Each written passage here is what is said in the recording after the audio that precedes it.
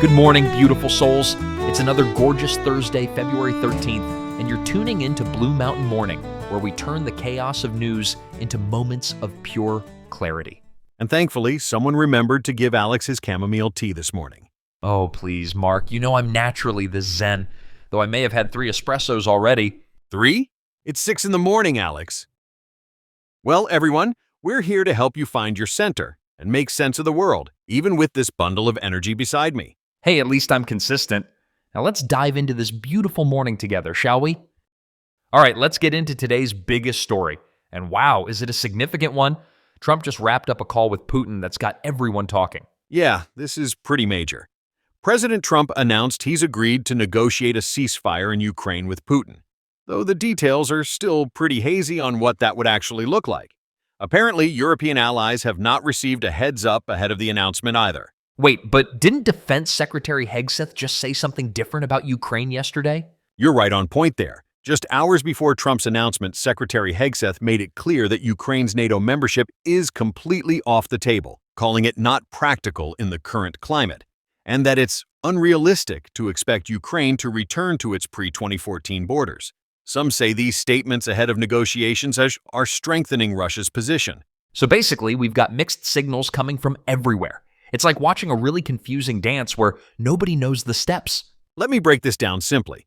On one side, we have Trump pursuing direct negotiations with Putin, which is a pretty significant shift in approach. They even agreed to meeting in person. On the other, we have our defense secretary essentially closing the door on what Ukraine has been fighting for. Change of topic. Let's dive into a crisis that's literally sitting in our refrigerators right now. America's massive food waste problem. Would you believe that we're throwing away about 30% of all the food we buy? 30%? That's like buying 5 bags of groceries and just immediately tossing 1.5 into the trash. Exactly. And we're talking about roughly $218 billion worth of food each year. That's billion with a B, Alex. But how? How are we collectively this bad at using what we buy? Well, it's actually a perfect storm of issues. We've got oversized portions in restaurants, confusing expiration dates that make people toss perfectly good food, and let's be honest, our tendency to overbuy when we're grocery shopping. Oh man, I'm definitely guilty of that whole shopping while hungry thing. Those impulse purchases really add up. And here's where it gets really serious. While we're throwing away all this food, about 34 million Americans are facing food insecurity. That number's actually rising, particularly in urban areas. That's actually heartbreaking when you think about it.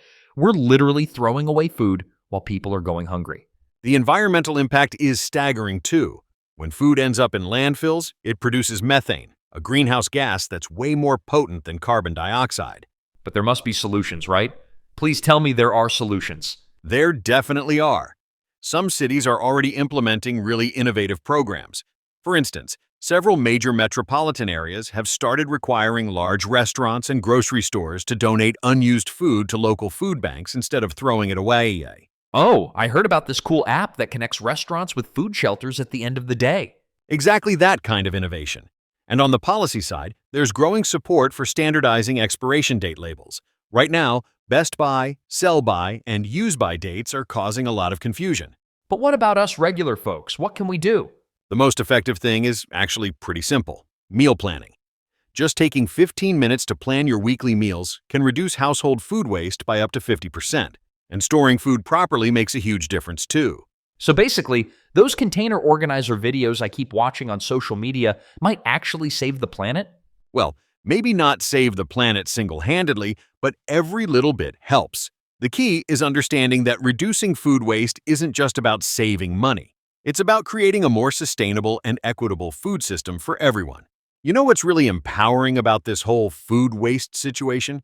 We can actually make a huge difference right in our own kitchens. Oh, are we finally going to talk about actual solutions? Because my guilt meter is pretty high right now. First, start with a shop your fridge day. Before grocery shopping, use what you already have. It's like a little cooking challenge. Wait, like those tea shows where they make gourmet meals from random ingredients? I'm terrible at that. It doesn't have to be fancy. Even something simple like throwing those slightly wrinkled vegetables into a soup works perfectly. Okay, that I can handle. What else you got? Get friendly with your freezer. Those bananas getting too ripe? Freeze them for smoothies. Leftover herbs? Make herb ice cubes for cooking. Oh, And I heard about this thing where you can regrow vegetables from scraps, like green onions in water. Exactly. These small changes add up to big impacts. Plus, you'll save money while helping the planet. It's a win-win. You know, when we talk about abundance, sometimes we forget that it's not just about having more.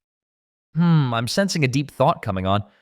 It's about appreciating what's already there, like that morning sunlight falling across your kitchen counter, or the simple pleasure of a fresh apple. You're making me feel oddly peaceful about my fruit bowl right now. Each time we prepare a meal, we're participating in this incredible cycle of nourishment, taking a moment to pause, to really see what we have. Instead of always chasing what we think we need. Exactly. When we slow down and consume mindfully, we often find we already have enough. And in that awareness, there's this beautiful sense of contentment. You know what? I think I'll actually look at my breakfast this morning. Like, really look at it. And that brings us to the end of another Blue Mountain morning, friends. Hey, if today's episode helped you start your day with a bit more clarity, why not share that feeling? Spread the calm. Tell a friend, family member, or even that stranger you always see at the coffee shop about us. Unless they look really grumpy. Then maybe wait till they've had their coffee. We'll be back tomorrow morning with more insights and hopefully fewer of Alex's coffee jokes. Hey, my jokes are... Actually, yeah, that's fair. See you tomorrow, everyone.